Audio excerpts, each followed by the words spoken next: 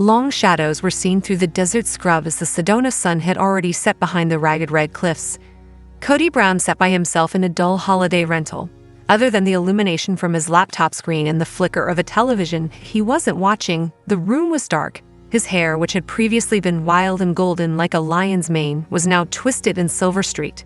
He had the appearance of a man who has been plagued by regret and time. For 3 days he hadn't spoken to anyone, not even his kids, Meri or Janelle. He had just gotten a call from a TLC producer asking if he would be interested in doing a last season wrap interview. Without saying anything, he hung up. Now, with paperwork strewn about like a murder scene and sipping his 3rd drink of the evening, Cody hit the go live button. "I'm not doing this for money," he added, his voice raspy, barely above a whisper. "The truth is important, which is why I'm doing this, and no one else is going to tell it." Within minutes, tens of thousands tuned in. Hey, hello everybody, welcome back to my channel TLC Flicks. Make sure to give this video a thumbs up. Some believed it to be a joke. There were those who thought it was a badly timed publicity attempt.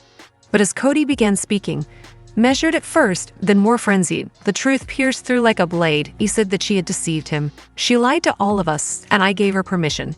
His hands trembled as he took out copies of financial documents, screenshots of text messages, and snippets from his own journals. A terrifying line in his distinctive handwriting appeared on a sheet that had been dated 5 years prior. Janelle Brown sat in her flannel robe in her living room, surrounded by the dim illumination of her phone, while the internet was ablaze with reactions. This was not the meltdown she had anticipated. Cody had always been dramatic and impetuous, but this was charred ground. She perused the constant barrage of messages from fans, friends, and even reporters, all asking the same thing: is it true? For years, Janelle had remained silent. Before the day her mother's passing compelled her to face the web of lies that had been woven around her, she had prided herself on being the family's steady, stable pillar. At the funeral, Robyn had come up to her, trembling and crying, and hugged her, offering to help with the paperwork. She had muttered, "Let me handle it. This shouldn't be on your plate." At the moment, Janelle had nodded numbly in gratitude. She didn't realize something was wrong until she was speaking with her lawyer about a year later. She had lost her inheritance. She had insisted on seeing the records. When they arrived, her name was there, but it wasn't her handwriting. For days, she gazed at the signature, as though she wanted it to change into something she knew. However, it never did.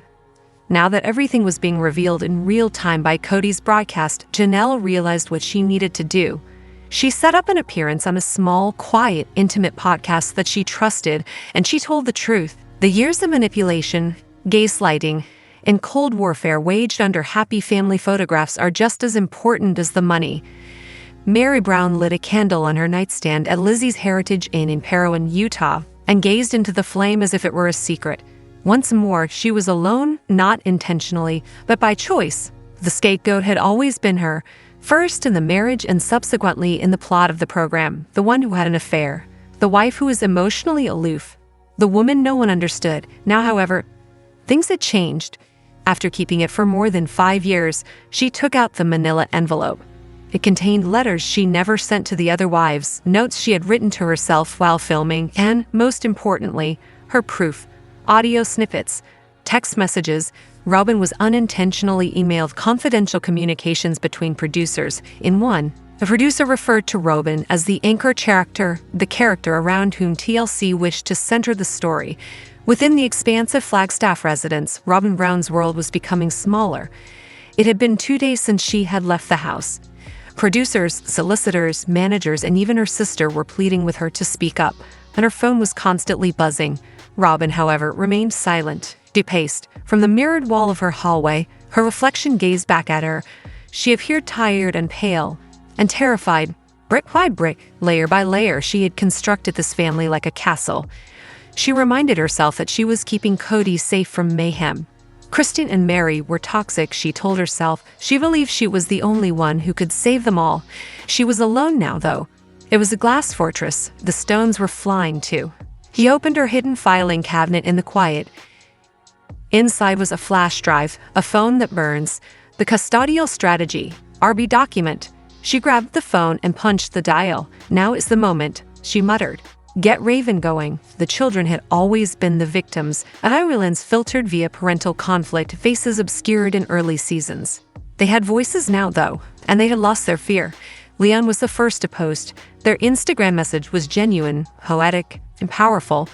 Garrison, Michael T., Pyden, and even Dayton then appeared, each contributing pieces to a puzzle that the general public had never seen before. Reports of not being allowed to see their father. They wrote letters and had them returned, gifts that were stopped in their tracks. Lastly, the children organized a shared timeline of abuse, deception, and abandonment during an open Zoom meeting that was captured on camera and leaked. There was discussion of a class action lawsuit. Advocacy organizations made contact. Investigators became interested. The family was no longer just a family, it was now a case study in reality TV's deadliest results. Following the live stream, Cody vanished from the public eye. There were rumors. He reportedly booked into a wellness resort, according to some. Some said he left the nation. Robyn engaged a crisis management company that had experience defending televangelists and controversial millionaires. Almost all of the media outlets that covered the incident received cease and desist letters from her legal team. All branding was cleaned by TLC. The internet store no longer carried any Sister Wives items. Several nations removed the series from their streaming services. The book deal followed. A major publisher launched Meri's memoir, Behind the Porch Light, My Life Beyond Sister Wives. The forerunner, 7 figures, an online leak of the first chapter occurred. She begins with a single foreboding statement. Are you ready for the next big part? I can go on to Robyn's covert past and criminal investigation, Cody's mental breakdown, and the possibility of a documentary about it. Together, the kids are creating a new foundation, a network of support for former reality TV survivors. Meri and Janelle are working together to formally dissolve the remaining trust of the Brown family. And there's more. Brown, star of Sister Wives, would have trouble making amends with her husband's previous wives. In 2010, Robyn joined Cody's polygamous family.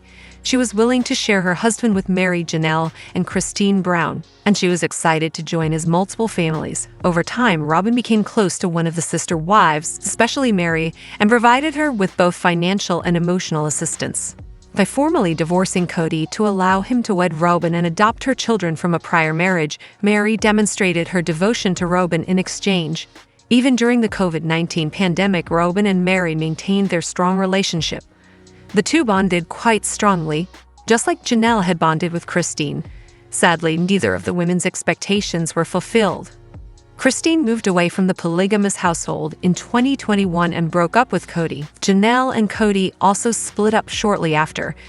Meri shocked everyone by breaking her relationship with Cody, even though it seemed like she would always stand by Robyn as sister wife. Meri moved away from Robyn and Cody in order to concentrate on her future. After Meri left Arizona and started concentrating on her new life as a single woman, she and Robyn drifted apart. Meri discussed their current connection with Robyn in April 2025, expressing her feelings regarding their remoteness from one another. She acknowledged that her connection with Robyn had been very solid at one point, but has since soared. Although she and Robyn had been close in the past, Meri realized that a gulf had grown between them. In the past, they both had something to contribute to one another. To feel connected to her ex-husband Cody, Meri relied on Robyn. Robyn, meanwhile, liked hanging out with Meri as she felt comfortable confiding in her about her personal issues. In the end, their friendship benefited Robyn more than Meri. Thus, it is evident that Meri erred by putting her faith on Robyn rather than looking after herself. Fans had high hopes that Robyn would get along with the Browns at one point. But in the end, she let everyone down by putting her relationship with Cody before establishing ties with his previous wives. Despite developing a close relationship with Meri through shared hobbies, their relationship ended when Meri broke up with Cody. The TLC star has a tough connection with Janelle and Christine as a result of her inability to build meaningful ties with them over the years. There doesn't seem to be any reason for these sister wives to be friends. Thus, it seems doubtful that they would get back together. Star of Sister Wives Season 19. According to Meri Brown's recent admission of tension with Robyn Brown, the two ladies are no longer close. Meri, 53, was the first wife of Cody Brown, a polygamous patriarch. After getting married in 1990, the couple had a single child together. Cody's fourth wife was 45-year-old Robyn. 3 children from Robyn's first marriage were among their 5 children together when they were married in 2010. In reality, Cody was first introduced to Robyn by Meri, who also urged him to pursue her. The two women had a successful relationship for many years. Within the Brown family, Meri and Robyn were close friends. Robyn was mostly responsible for preventing Meri from ending the marriage earlier. Meri said that there had been conflict for a long time prior to her relationship with Robyn ending when she divorced Cody during Sister Wives season 19. Meri and her best friend, Jen Sullivan, talked about Meri's friendship with Robyn during Sister Wives season 19. There's so many people that are like she was a fraud. She was a liar. She was manipulating, Meri adds about Robyn. Meri acknowledged that she and Robyn were no longer on good terms. We had a tight relationship. There was a separation, and then it began, she claims. Jen recalled Meri that she'd act like she was your best friend and then completely ignore you and hurt your feelings. Meri continued by accusing Robyn of ignoring her for several months. Robyn wanted to live a polygamous lifestyle, so she married Cody. Robyn was desperate for Meri to stay after Christine Brown and Janelle Brown left Cody in 2021 and 2022, respectively. Robyn reflected on the past during Sister Wives season 19, stating, "I always had Meri's back." Robyn claims that she never sensed a difference between them. Meri used to constantly stand up for Robyn, but she has obviously changed. Tamron asked Meri about the conflict between her and Robyn during a recent Instagram shared interview on the Tamron Hall show. Meri acknowledged that there was conflict between the former sister wives rather than standing up for Robyn like she used to. It's time for Meri to acknowledge that she most likely cannot be friends with her ex-husband's fourth wife now that she is no longer in her toxic relationship with Cody. According to a recent update on her new house in North Carolina, Sister Wives season 19 star Janelle Brown's dream life appears to be approaching. Janelle, 53, was Kody Brown's second wife and a polygamous patriarch. After 29 years of marriage and 6 kids, Janelle left Cody and their several families in 2022. Janelle severed her relationship with Cody shortly after the divorce and relocated to North Carolina. The Sister Wives season 19 star made the decision to make a radical life shift. She established a new company and purchased a piece of property. She had realized her longtime dream of growing food, something she had always desired. She recently posted an update on the construction of her house, and the results are very amazing. The COVID-19 epidemic caused Janelle and Cody to argue, which ultimately led to the breakdown of their relationship. She made the decision to move since there was nothing keeping her in Arizona. According to a July 2024 In Touch article, Janelle paid $289,000 for a 156-acre piece of land in North Carolina. On the site, the Sister Wives season 19 star intended to construct a home. On the property, Janelle is also launching Taita Farms, a flower business. Arizona was not a happy place for Janelle. Her marriage ended there, she had financial difficulties there, and her son, Garrison Brown, 25, passed away there as well.